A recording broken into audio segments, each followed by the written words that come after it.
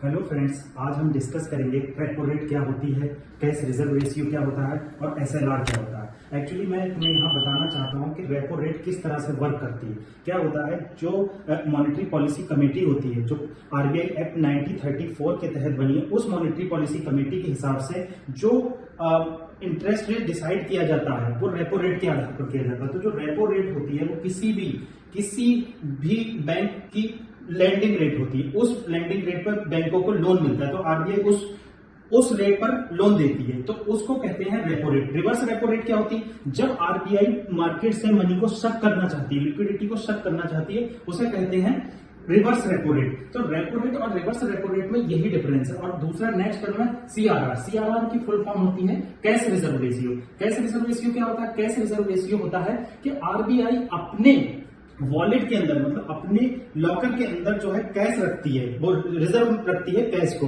किसका, commercial bank का जो लोन होता है उसको रिजर्व रखती है, उसको कहते हैं कैश रिजर्व रेशियो। इससे क्या होता है कि अगर कैश रिजर्व रेशियो का परसेंटेज बढ़ा देगी आरबीआई तो क्या होगा, इससे उसका रेपो मतलब उसमें क्या होगा, इन्फ्लेशन कम हो जाएगी और मार्केट से लिक्विडिटी सक हो जाएगी। आप एक सीआरआर और एसएलआर में एक डिफरेंस याद रखना हमेशा, वो वेरी इंपॉर्टेंट है, सीआरआर वर्सेस एसएलआर।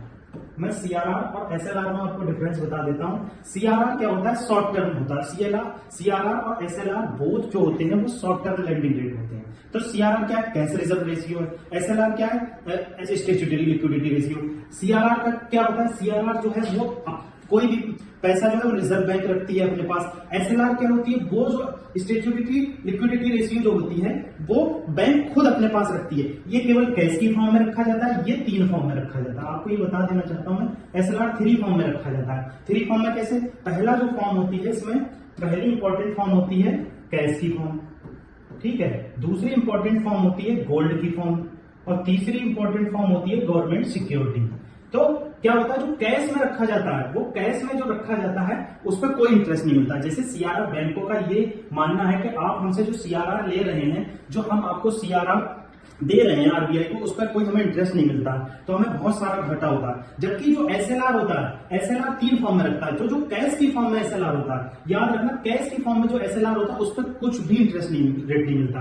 और जो गोल्ड की फॉर्म में होता है, तो गोल्ड मोनिटाइज हुआ, या गोल्ड में रेट बढ़ा, गोल्ड में क्या मतलब तोले का दाम बढ़ा, तो गोल्ड में आपको इंटरेस्ट प्राप्त हो जाता है। गवर्नमेंट सिक्योरिटी में क्या करते हैं, सबसे ज्यादा बैंकें जो है गवर्नमेंट सिक्योरिटी में पैसा रखती है। इससे क्या होता है ना, गवर्नमेंट सिक्योरिटी में पैसा रखने का बहुत ज्यादा उन्हें आसानी से लोन प्राप्त हो जाता है। मतलब गवर्नमेंट सिक्योरिटी रखेंगे तो गवर्नमेंट सिक्योरिटी में क्या होता है कि वो आसानी से उसे क्या कर सकते हैं, उस पर इंटरेस्ट पा सकते हैं। तो इसलिए एसएलआर मैक्सिमम फॉर्म में आपको गोल्ड में मिलेगा या आपको मिलेगा गवर्नमेंट सिक्योरिटी में। तो ये बेसिक डिफरेंस है सीआरआर और एसएलआर का। हमेशा हमें याद रखना है कि सीआरआर केवल कैश की फॉर्म में होता है और एसएलआर 3 फॉर्म में होता है, कैश, गोल्ड और गवर्नमेंट सिक्योरिटी।